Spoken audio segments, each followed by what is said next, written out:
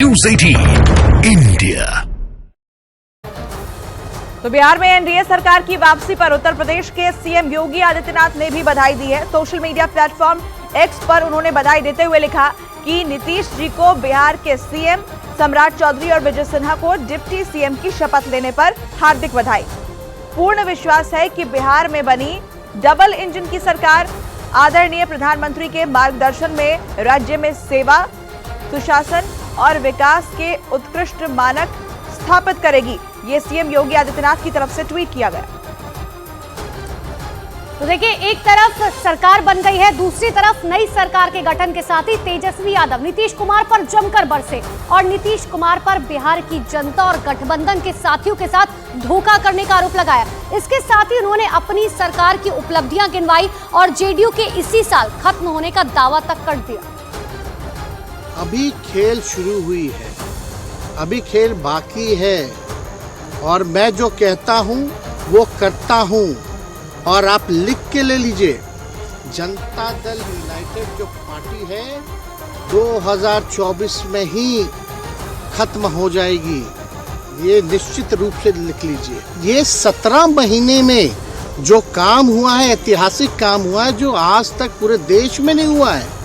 और ये भाजपा और नीतीश जी की तो सरकार 17 साल भी रहे, तो 17 साल बनाम 17 महीने जो काम हुआ, एक विभाग ने वर्ल्ड रिकॉर्ड बनाने का काम किया। एक विभाग ने एक दिन जो है 70 दिनों के अंदर जो है 2 लाख से भी ऊपर जो है हम लोगों ने नियुक्तियां पत्र वितरण करने का काम किया। ये ऐतिहासिक काम नहीं, किसी भी राज्य में नहीं हुआ। रक्षा मंत्री राजनाथ सिंह ने बिहार की नई सरकार को बधाई दी और बिहार के विकास के लिए बड़ा दावा बताया। उन्होंने सोशल मीडिया प्लेटफॉर्म एक्स पर ट्वीट करते हुए लिखा कि बिहार के मुख्यमंत्री पद की पुनः शपथ लेने पर नीतीश जी को और डिप्टी सीएम की शपथ लेने वाले सम्राट चौधरी और विजय सिन्हा को हार्दिक बधाई।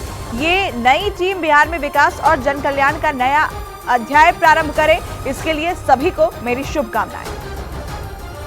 तो राजनाथ सिंह की तरफ से सोशल मीडिया प्लेटफॉर्म एक्स पर यह लिखा गया, बिहार के मुख्यमंत्री पद की पुनः शपथ लेने पर नीतीश जी को और डिप्टी सीएम के तौर पर सम्राट चौधरी और विजय सिन्हा को शपथ लेने पर हार्दिक बधाई। ये नई टीम बिहार में विकास और जन कल्याण का काम करेगी, नया अध्याय प्रारंभ करे, इसके लिए सभी को मेरी शुभकामनाएं हैं। रक्षा मंत्री राजनाथ सिंह ने यह ट्वीट किया।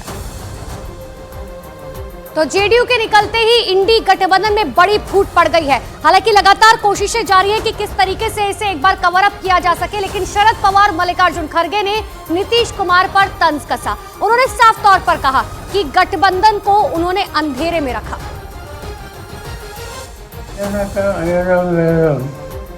युद्ध स्थिति है, इससे भी ज्यादा आज नीतीश से निकल के देश के सामने कुछ रास्ते दिखाए।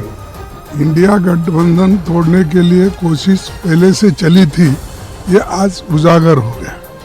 जब क्योंकि इतनी जल्दी कोई भी डिसीजन नहीं लेता, जो 1 दिन 2 दिन में ही होने वाला है। पहले ही वो बात किए होंगे, पहले ही कंडीशन रखा होगा, तभी तो ये हो गया। तो ये जो है आज तक हमको डार्क में रखे। 22 जनवरी को रामलला की प्राण प्रतिष्ठा हुई थी, जिसे बीजेपी नेता अब बिहार की सियासत से भी जोड़कर देखने लगे हैं। नई सरकार में डिप्टी सीएम बनाए गए विजय सिन्हा ने कहा कि रामलला विराज कर चुके हैं और बिहार में भी अब रामराज की ओर बिहार आगे बढ़ रहा है। ये बड़ा अनुकूल वक्त है कि रामलला विराज चुके हैं, रामराज की ओर हम लोगों को आगे बढ़ना है और बिहार के अंदर जो माहौल बना था उस माहौल को परिवर्तित कर करके सुशासन का एक फिर से बेहतर माहौल हम लोग सामूहिक रूप से मिलकर के खड़ा करेंगे। और मैं तो धन्यवाद देता हूं उनको कि बिहार के लिए उन्होंने एक अच्छा डिसीजन लिया है। नरेंद्र मोदी जी के साथ कदम से कदम मिला के चलने के लिए उन्होंने कोशिश की है और यही सही जगह था उनके लिए। हम समझते हैं कि जो जंगल राज से उन्होंने इस राज्य को उबारा था, फिर हम लोग को वही गति मिलेगी विकास की, सुशासन की, गुड गवर्नेंस जिसको। तो 2024 लोकसभा चुनाव में जीत के लिए यूपी और बिहार सबसे ज्यादा महत्वपूर्ण राज्य है। कहा जाता है कि दिल्ली के सत्ता का रास्ता यूपी और बिहार से ही गुजरता है। अब यूपी के डिप्टी सीएम केशव प्रसाद मौर्य ने बिहार की नई सरकार को बधाई देने के बहाने इसी कहावत को सच साबित करने की कोशिश की। सोशल मीडिया पर उन्होंने लिखा, यूपी की 80 और बिहार में 40 अर्थात कुल मिलाकर 120 सांसद, तीसरी बार मोदी सरकार के लिए जय, सीताराम होगा। दूसरे ट्वीट में भी उन्होंने लिखा कि राम आए बिहार लाए, बिहार विशेष है, उसे विकास पसंद है।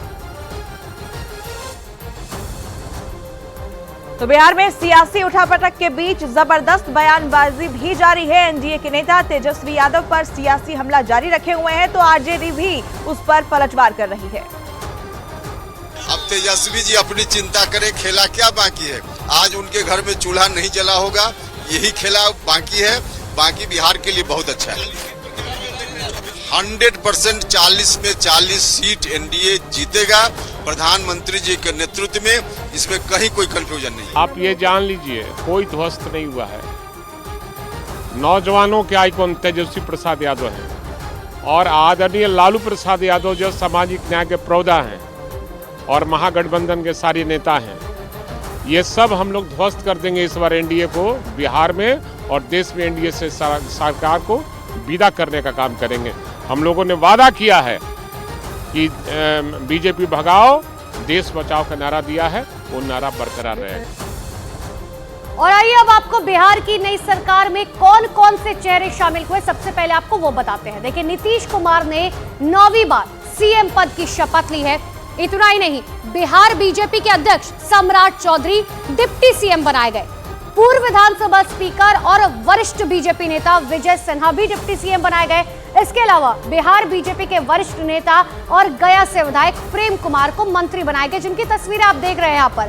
देखिए, पूर्व स्पीकर और नीतीश कुमार के बहुत करीबी कहे जाते हैं विजय कुमार चौधरी ने भी मंत्री पद की शपथ ली। इतना ही नहीं, 2005 से ही बिहार में लगातार मंत्री बनाए जा रहे जेडीयू नेता विजेंद्र प्रसाद यादव को एक बार फिर से मंत्री बनाया गया और जेडीयू के ही वरिष्ठ नेता श्रवण कुमार एक बार फिर से मंत्री बनाए गए। इन सब के अलावा जीतन राम मांझी के बेटे और हिंदुस्तानी आवाम मोर्चा के राष्ट्रीय अध्यक्ष यानी कि संतोष कुमार सुमन भी मंत्री बनाए गए।